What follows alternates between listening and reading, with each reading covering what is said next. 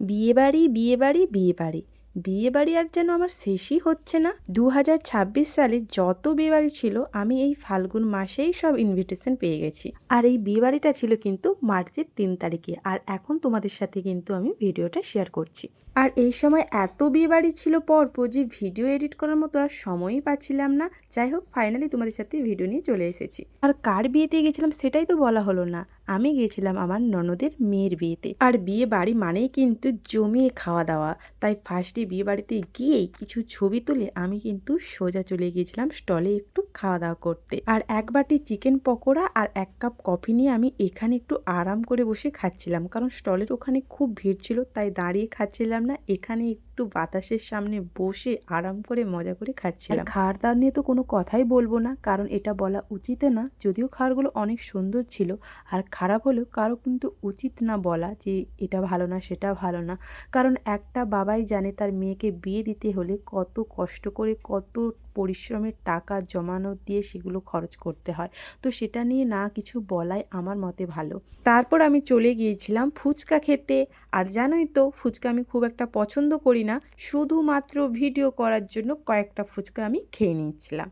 কারণ সত্যি কথা বলতে ফুচকাগুলো খেতে আমার অনেক কষ্ট হচ্ছিল, কারণ আমি একাই খাচ্ছিলাম, পরপর দিয়ে যাচ্ছিলো, আর আমার দেখো পুরো মুখ ভরে যাচ্ছিলো, কিন্তু ফুচকার টেস্টটাও কিন্তু খুব সুন্দর ছিল খেতে।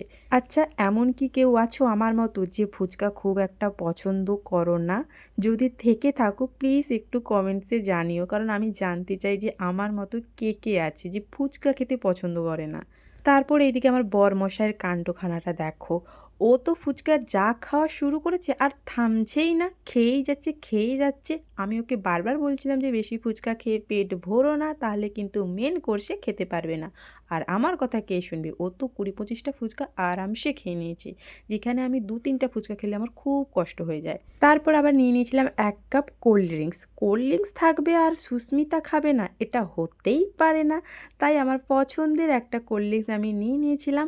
আর এই দিকে দেখো দুজন কে এসেছে দেখে কি মনে হচ্ছে এদেরকে একই একই রকম দেখতে লাগছে? ইয়েস, এরা হচ্ছে টুইনস। এরা হচ্ছে আমার ননদের 2 যমজ মেয়ে। এরা হোস্টেলে থাকে, তো বিয়েতে এসেছিল আর এসে আমার সাথে কথা বলছিল যে মামি তুমি কেমন আছো, আমাকে এটাই জিজ্ঞাসা করছিল। আর এদেরকে দেখে তো আমি চিনতেই পারছিলাম না, কারণ অনেক দিন পর দেখেছি। আর দুজনে এমনিতেই ফর্সা ছিল, তারপর হোস্টেলে থেকে আরও যেন ফর্সা হয়ে গিয়েছিল, সেই জন্য ওদেরকে আরও বেশি কিউট লাগছিল দেখতে। তারপর ওদের সাথে একটু ছবি ভিডিও তুলে নিয়েছিলাম, তারপর বউয়ের সাথেও একটু ছবি তুলে নিয়েছিলাম।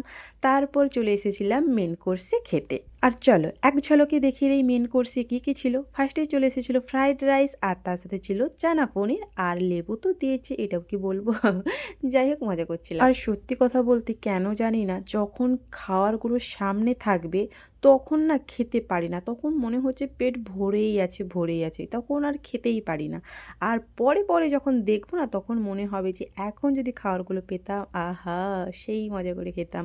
তারপর চলে এসেছিলো মাছ। এটা মাছের কিছু একটা কালিয়া টালিয়া হবে, আমি ভুলে গেছি, কারণ অনেক দিন পর এখন এডিট করছি, তো কি কি খেয়েছি না এখন প্রায় ভুলেই গেছি। তবে যাই হোক, বিশ্বাস করো খাবারগুলো কিন্তু এত সুন্দর হয়েছে, রান্নাগুলোর মানে কোনো তুলনাই হবে না, প্রত্যেকটা খাবারই কিন্তু দুর্দান্ত ছিল। তারপর আমি একটু ডাল ভাত মাখিয়ে, ইঁচড়ের তরকারি ওটা মাখিয়ে খাচ্ছিলাম।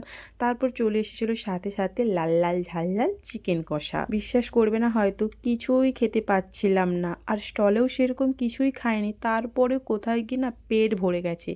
আর একটা হাসির কথা বলছি শোনো, আমি তো তাও মোটামুটি সব কিছু একটু একটু করে ট্রাই করেছিলাম, মানে খেয়েছিলাম, টেস্ট করেছি। আর আমার বর ও যে ওই 25টার মতো ফুচকা খেয়েছে আর কিছুই খেতে পারছে না, মানে 1-2 গাল ভাত খেয়েছে, কোনো খাবারই ঠিকঠাক করে খেতে পারছিল না। আর ওটা দিয়ে কিন্তু আমি ওকে খুবই বকা দিচ্ছিলাম। তারপর শেষ পাতে পড়েছিল চাটনি আর পাঁপড়। আর সত্যি কথা বলতে আমি চাটনি যেমনই হোক না কেন, চাটনি কিন্তু আমি মিস করব না, ওটা আমি ঠিক খাবই। তারপর ছিল রসমালাই। রসমালাইটা খেতেও কিন্তু দুর্দান্ত ছিল। সবশেষে একটাই কথা বলবো, প্রত্যেকটা খাবারই কিন্তু অনেক অনেক সুন্দর খেতে হয়েছিল, এটা কিন্তু মন থেকেই বলছি। তারপর খাওয়া দাওয়া শেষ করে একটু আমরা বিয়ে দেখতে এসেছিলাম, কারণ খাওয়া দাওয়া শেষ মানেই কিন্তু আর বেশিক্ষণ থাকতে ইচ্ছে করে না, বাড়ি যেতে হবে। তো একটু এসেছি যখন, তো একটু বিয়ে না দেখলেও হয় না, তো বসে বসে একটু বিয়ে দেখছিলাম আর এনজয় করছিলাম, আর আমার মনে পড়ে যাচ্ছিল আমার বিয়ের কথা।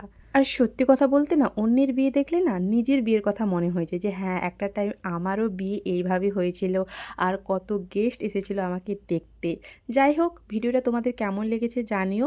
আর এই দিনের বিয়ের লুকটা আমার কেমন লেগেছে অবশ্যই কিন্তু কমেন্টস করে জানিও। আজকের মতো টাটা।